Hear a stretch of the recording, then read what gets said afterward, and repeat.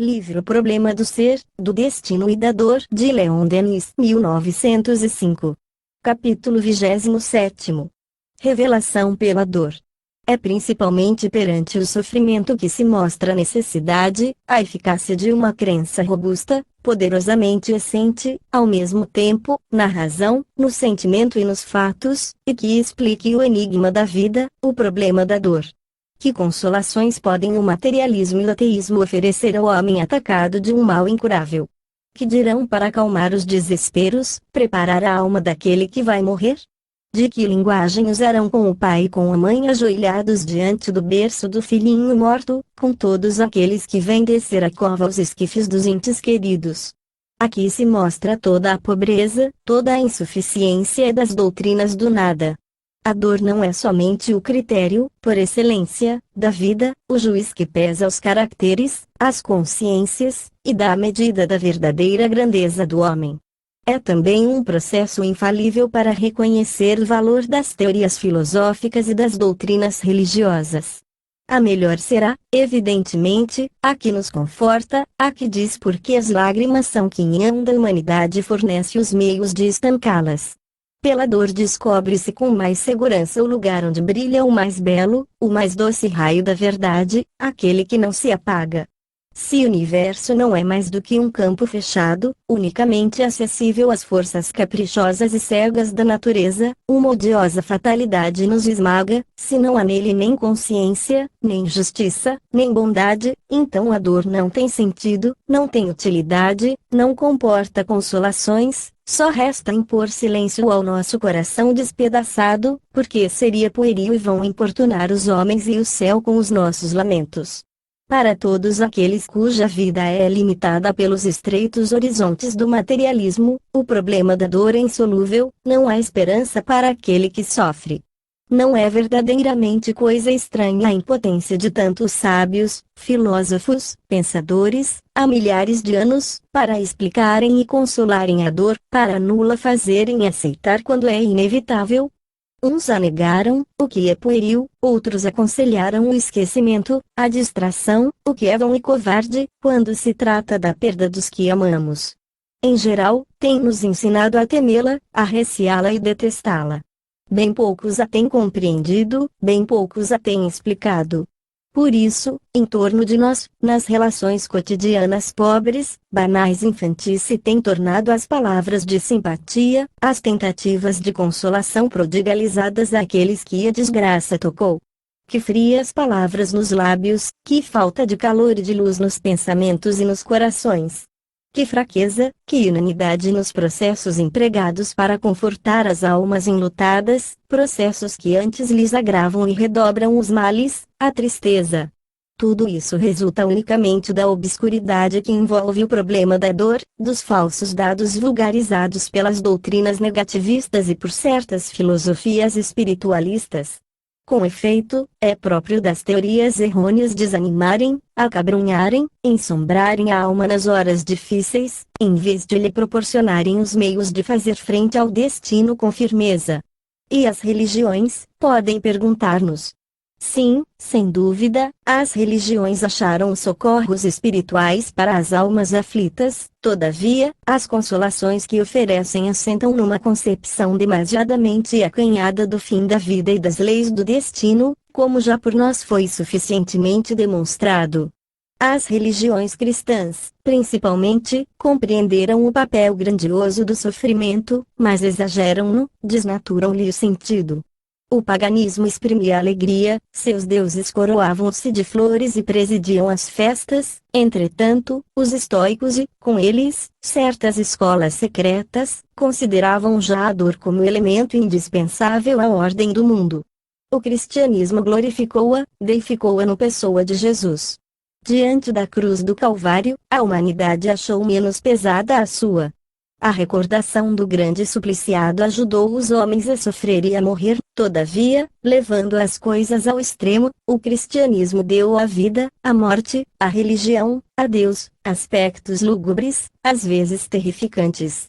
É necessário reagir e restituir as coisas a seus termos, porque, em razão dos próprios excessos das religiões, estas vêm a cada dia restringir-se o seu império. O materialismo vai conquistando pouco a pouco o terreno que elas têm perdido, a consciência popular se obscurece e a noção do dever desfaz-se por falta de uma doutrina adaptada às necessidades do tempo e da evolução humana. Diremos, por isso, aos sacerdotes de todas as religiões: alargai o círculo de vossos ensinamentos, dai ao homem uma noção mais extensa de seus destinos, uma vista mais clara do além, uma ideia mais elevada do alvo que ele deve atingir. Fazei-lhe compreender que sua obra consiste em construir por suas próprias mãos, com a ajuda da dor, a sua consciência, a sua personalidade moral, e isso através do infinito do tempo e do espaço. Se, na hora atual, vossa influência se enfraquece, se vosso poder está abalado, não é por causa da moral que ensinais, é por causa da insuficiência de vossa concepção da vida, que não mostra nitidamente a justiça nas leis e nas coisas e, por conseguinte, não mostra Deus. Vossas teologias encerraram o pensamento num círculo que o abafa, fecharam-lhe uma base demasiadamente restrita e, sobre essa base, todo o edifício vacila e ameaça desabar. Cessai de discutir textos e de oprimir as consciências, saí das criptas onde sepultastes o pensamento, caminhai e agi. Ergue-se, cresce e se alastra uma nova doutrina, que vem ajudar o pensamento a executar sua obra de transformação. Esse novo espiritualismo contém todos os recursos necessários a consolar as aflições, enriquecer a filosofia, regenerar as religiões, atrair conjuntamente a estima do discípulo mais humilde e o respeito do gênio mais altivo. Pode ela satisfazer aos mais nobres impulsos da inteligência e as aspirações do coração, explica, ao mesmo tempo, a fraqueza humana, o lado obscuro e atormentado da alma inferior entregue às paixões e proporciona-lhe os meios de elevar-se ao conhecimento e à plenitude. Finalmente, constitui o remédio moral mais poderoso contra a dor. Na explicação que dá, nas consolações que vem oferecer ao infortúnio, acha-se a prova mais evidente, mais tocante de seu caráter verídico e de sua solidez inabalável. Melhor que qualquer outra doutrina filosófica ou religiosa, revela-nos o grande papel do sofrimento e ensina-nos a aceitá-lo. Fazendo dele um processo de educação e reparação, mostra-nos a intervenção da justiça e do amor divinos em nossas próprias provações e males. Em vez dos desesperados, que as doutrinas negativistas fazem de nós, em vez de decaídos, de réprobos ou malditos, o Espiritismo apresenta, nos desgraçados, simples aprendizes, simples neófitos que a dor ilumina e inicia, candidatos à perfeição, à felicidade. Dando à vida um alvo infinito, o novo espiritualismo oferece-nos uma razão de viver e de sofrer que nos faz reconhecer meritório se viva e sofra, numa palavra, um objetivo digno da alma e digno de Deus. Na desordem aparente e na confusão das coisas, mostra-nos a ordem que, lentamente, se vai esboçando e realizando, o futuro que se vai elaborando no presente, acima de tudo, a manifestação de uma imensa e divina harmonia. E vede as consequências desse ensinamento. A dor perde o seu aspecto terrífico, deixa de ser um inimigo, um monstro temível, torna-se um auxiliar e o seu papel é providencial. Purifica, engrandece e refunde o ser em sua chama, reveste-o de uma beleza que não se lhe conhecia. O homem, a princípio admirado e inquieto com o seu aspecto, aprende a conhecê-la, a apreciá-la, a familiarizar-se com ela, acaba quase por amá-la. Certas almas heróicas, em vez de se afastarem dela, de a evitarem, vão-lhe ao encontro para nela livremente se embeberem e regenerarem. O destino, em virtude de ser ilimitado, prepara-nos possibilidades sempre novas de melhoramento. O sofrimento é apenas um corretivo aos nossos abusos, aos nossos erros, incentivo para a nossa marcha. Assim, as leis soberanas mostram-se perfeitamente justas e boas, não infligem a ninguém penas inúteis ou imerecidas. O estudo do universo moral enche-nos de admiração pelo poder que, mediante o emprego da dor, transforma pouco a pouco as forças do mal em forças do bem, faz sair do vício a virtude, do egoísmo o amor. Daí em diante, certo do resultado de seus esforços, o homem aceita com coragem as provas inevitáveis. pode vir a velhice, a vida declinar e rolar pelo declive rápido dos anos, sua fé ajuda a atravessar os períodos acidentados e as horas tristes da existência. À medida que esta decai e se vai envolvendo de névoas, vai se fazendo mais viva a grande luz do além e os sentimentos de justiça, de bondade e de amor, que presidem ao destino de todos os seres, tornam-se para ele força nas horas de desalento e tornam-lhe mais fácil a preparação para a partida. Para o materialista e até para muitos crentes, o falecimento dos seres amados cava entre eles e nós um abismo que nada pode encher, abismo de sombra e treva onde não brilha nenhum raio, nenhuma esperança. O protestante, incerto do destino deles, nem mesmo por seus mortos ora. O católico, não menos ansioso, pode recear para os seus o juízo que para sempre separa os eleitos dos réprobos. Aí está, porém, a nova doutrina com suas certezas inabaláveis.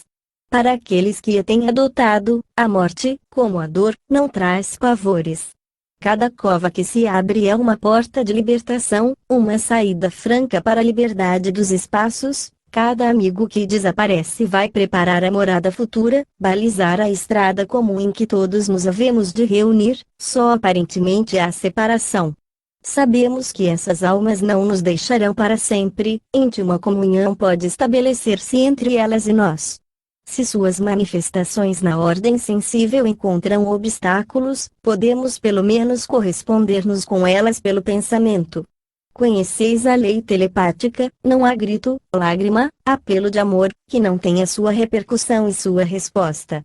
Solidariedade admirável das almas por quem oramos e que oram por nós, permutas de pensamentos vibrantes e de chamamentos regeneradores, que atravessam o espaço e embebem os corações angustiados em radiações de força e esperança e nunca deixam de chegar ao alvo. Julgáveis sofrer sozinhos, mas não é assim. Junto de vós, em torno de vós e até na extensão sem limites, há seres que vibram ao vosso sofrer e participam de vossa dor.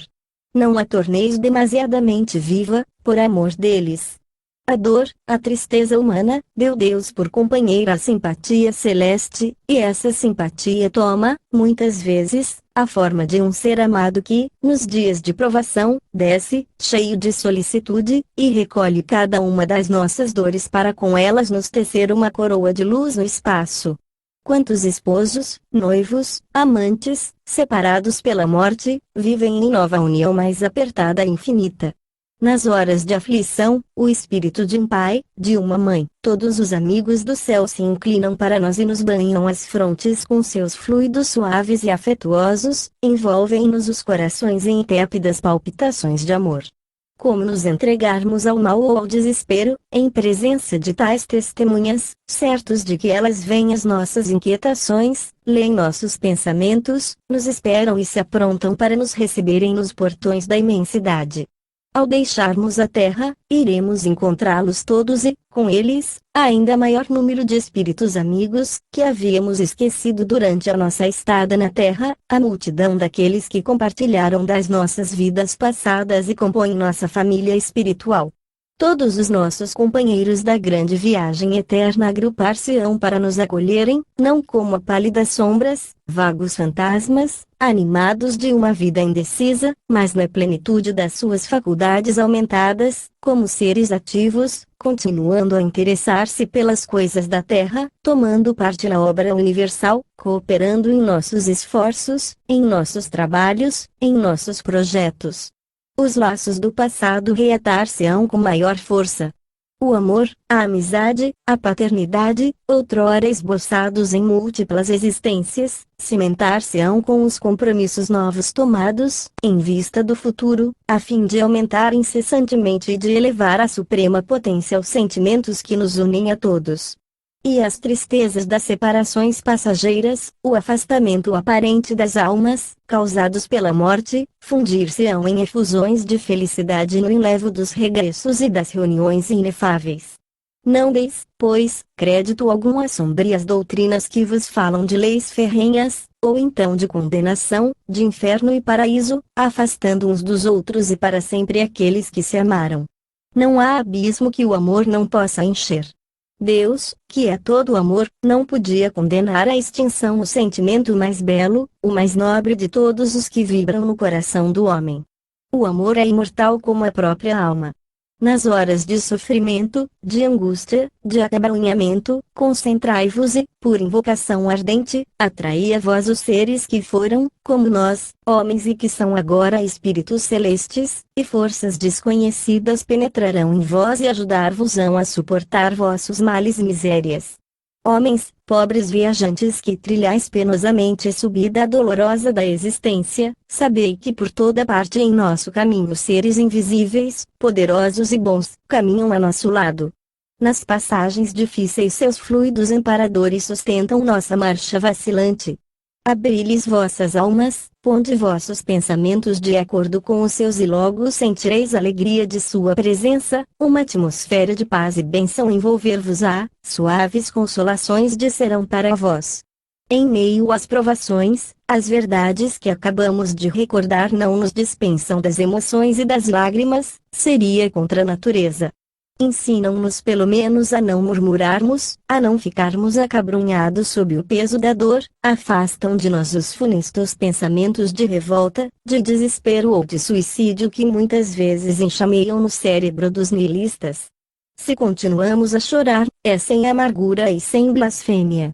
Mesmo quando se trata do suicídio de mancebos arrebatados pelo ardor de suas paixões, diante da dor imensa de uma mãe, o neo-espiritualismo não fica impotente, derrama também a esperança nos corações angustiados, proporcionando-lhes, pela oração e pelo pensamento ardente, a possibilidade de aliviarem essas almas, que flutuam nas trevas espirituais entre a terra e o espaço, ou permanecem confinadas por seus fluidos grosseiros, aos meios em que viveram, atenua-lhes a aflição, dizendo-lhes que nada há de reparável, nada definitivo no mal. Toda evolução contrariada retoma seu curso quando o culpado pagou sua dívida à justiça.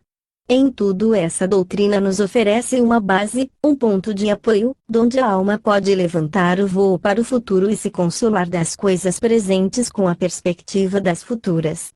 A confiança e a fé em nossos destinos projetam em nossa frente uma luz que ilumina o carreiro da vida, fixa-nos o dever, alarga nossa esfera de ação e nos ensina como devemos proceder com os outros.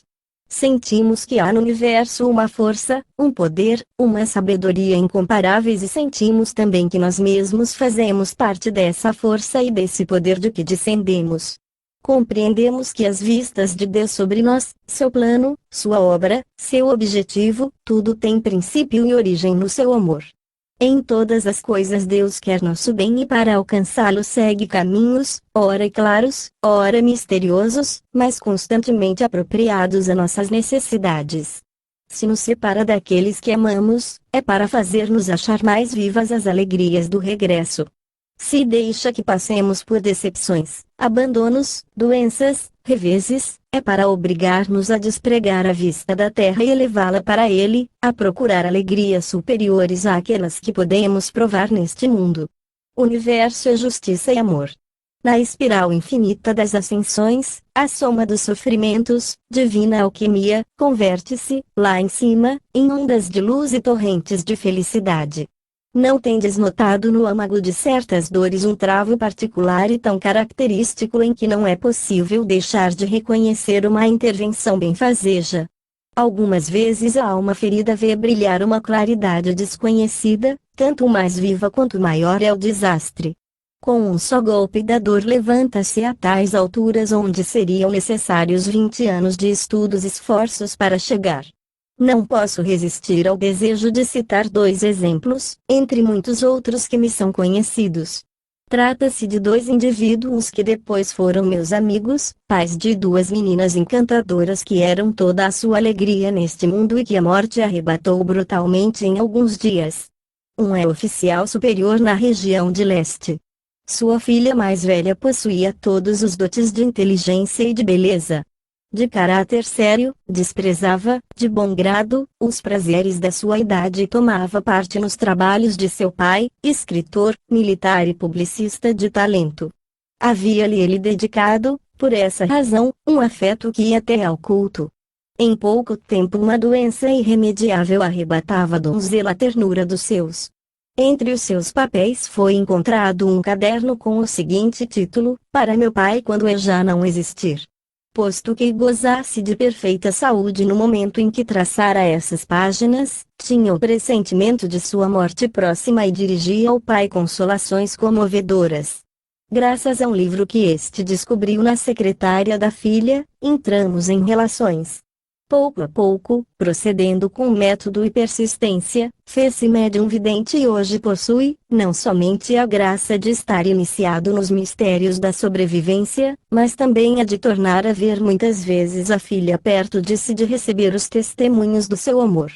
Ivone, espírito, comunica-se igualmente com seu noivo e com um de seus primos, oficial subalterno no regimento de seu pai. Essas manifestações completam-se e verificam-se umas pelas outras e são também percebidas por dois animais domésticos, assim como atestam as cartas do general, 212. Início da nota do redator, 212. Essas cartas estão publicadas em extenso em minha brochura O Além e a Sobrevivência do Ser, páginas 27 e seguintes. Fim da nota do redator. O segundo caso é o do negociante de Bruce, de Valence, cuja única filha, Rose, nascida muitos anos depois do matrimônio, era eternamente amada. Todas as esperanças do pai e da mãe concentravam-se na filha estimada, mas, aos 12 anos, foi a menina bruscamente atacada de uma meningite aguda, que a levou. Inexprimível foi o desespero dos pais e a ideia do suicídio mais de uma vez visitou o espírito do pobre pai.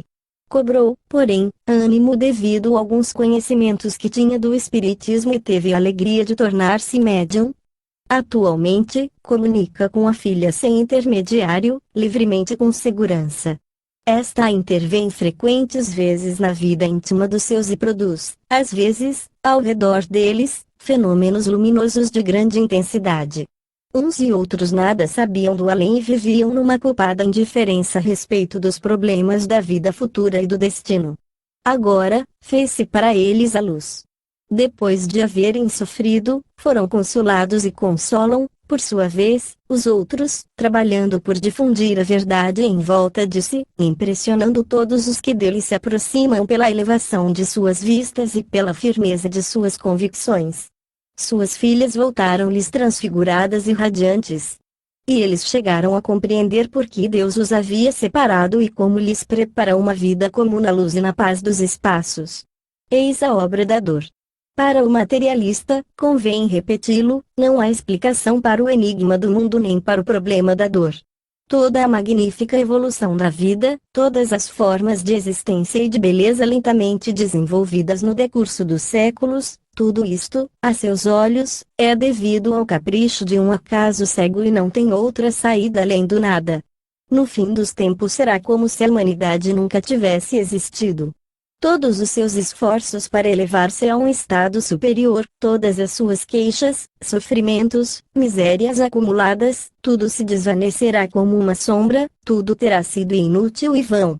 Nós, porém, que temos a certeza da vida futura e do mundo espiritual, em vez da teoria da esterilidade e do desespero, vemos no universo o imenso laboratório onde se afina e apura a alma humana, através das existências alternativamente celestes e terrestres.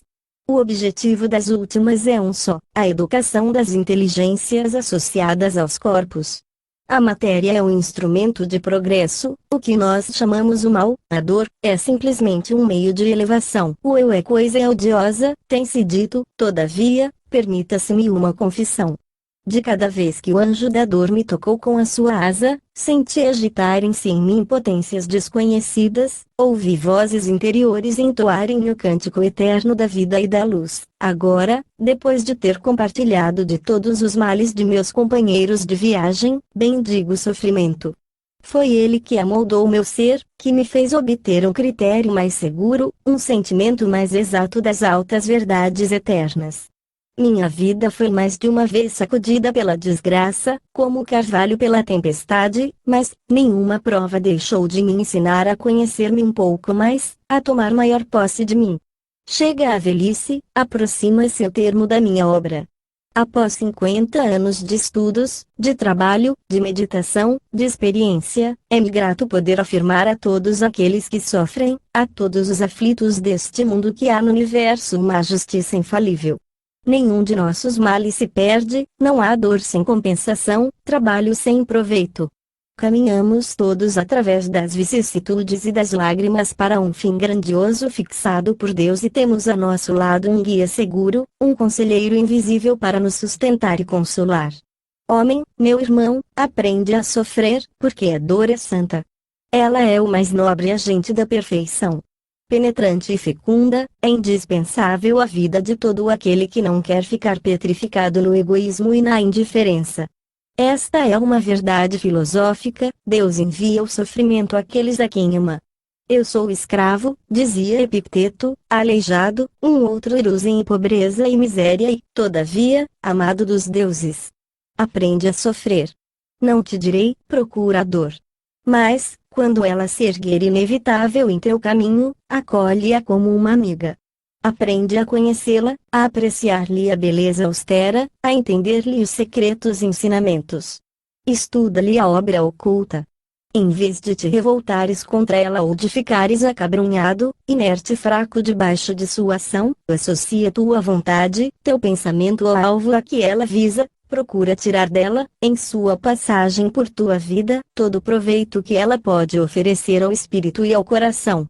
Esforça-te por seres a teu turno um exemplo para os outros, por tua atitude na dor, pelo modo voluntário e corajoso porque aceites, por tua confiança no futuro, torna mais aceitável aos olhos dos outros. Numa palavra, faze a dor mais bela.